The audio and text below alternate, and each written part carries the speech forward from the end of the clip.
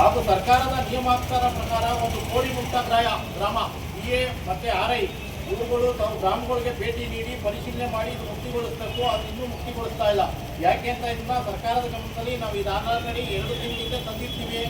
ಏನು ಆಕ್ಷನ್ ತಗೊಂಡಿದ್ದಾರೆ ಅಂತ ನಮಗೆ ಗೊತ್ತಿಲ್ಲ. ರೈತರ ಒತ್ತುವರಿ ಜಮೀನು, ಅರಣ್ಯ ಇಲಾಖೆ ಏನಿದೆ ರೈತರ ಒತ್ತುವರಿ ಜಮೀನಲ್ಲಿ ಅದನ್ನು ಕೋಡಿ ಮುಕ್ತ ಮಾಡಿ ಸರ್ವೆ ಮಾಡಿ ಮುಕ್ತಗೊಳಿಸಬೇಕು ಅಂತೇಳಿ ಆಲ್ರೆಡಿ ಇವತ್ತು ಹೇಳ್ಕೊಂಡಿದ್ದೀವಿ. ಇದು ಕೂಡ ಆಗ್ತಾ ಇಲ್ಲ. ರೈತರುಗಳಿಗೆ ಇದೊಂದು ದೊಡ್ಡ ಸಮಸ್ಯೆ. ಸೆಕೆಂಡ್, ಎರಡನೇದಾಗಿ ಏನು ಇವತ್ತು ಗ್ರಾಮ ಠಾಣೆಗಳಿದೆ, ಗ್ರಾಮ ಠಾಣೆಗಳಲ್ಲಿ ಇವತ್ತು ಕಲ್ಲನ್ನು ಹಾಕುವಂಥದ್ದು ಸರ್ಕಾರಿ ಜಾಗಗಳಲ್ಲಿ ಮತ್ತು ಅವರ ಒಂದು ಖಾಸಗಿ ಜಾಗಗಳಲ್ಲಿ ಹೋಗಿ ಆಗ್ತಕ್ಕಂಥದ್ದು.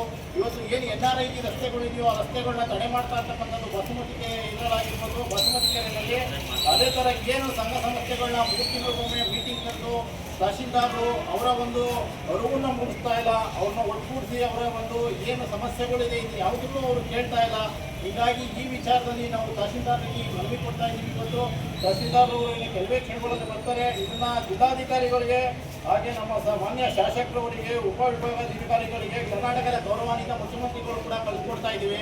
ಇದು ಮುಂದಿನ ವಿಚಾರದಲ್ಲಿ ಯಾವ ಥರ ಚರ್ಚೆ ಆಗುತ್ತೆ ಅಂತ ಹೇಳಿ ಕಾಯ್ದು ನೋಡೋಣ. ಈ ವಿಚಾರ ಏನು ಅಂತ ಹೇಳಿದ್ರೆ, ಮೊದಲನೇದಾಗಿ ತಾಲೂಕು ದಂಡಾಧಿಕಾರಿಗಳು ಬಗೆಹರಿಸಬೇಕು. ಏನು ಇವತ್ತು ನಕಾಶೆಗಳಿದೆ, ಸರ್ವೇದಾರಿಗಳಿದೆ, ಕಾಲ್ದಾರಿಗಳಿದೆ, ಇದು ರೈತರುಗಳಿಗೆ ತೊಂದರೆ ಆಗ್ತಾ ಇದೆ. ಅದನ್ನ ಗುರುತಿಸುವಂತ ಕೆಲಸ ಆಗಬೇಕು, ಆಗ್ತಾ ಇಲ್ಲ. ಎರಡನೇದು, ಗ್ರಾಮ ಠಾಣೆಗಳಲ್ಲಿ ಏನಿವತ್ತು